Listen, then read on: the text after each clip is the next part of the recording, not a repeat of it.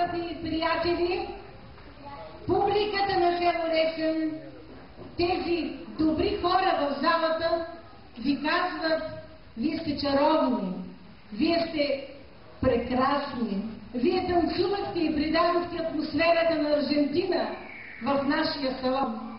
Затова жените на село Ресен символично ви подаряват една пристилка. Една такава пристилка, която е олицетворение на трудолюбието на българката. А мъжете...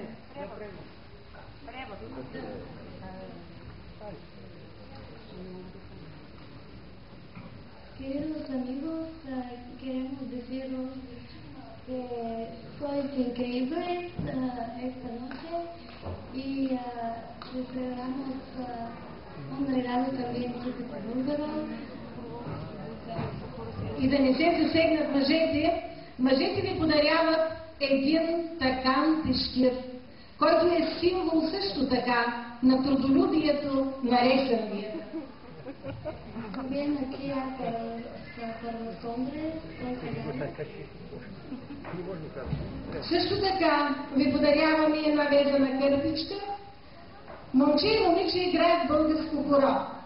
И освен това, характерното за България е една българска червена роза.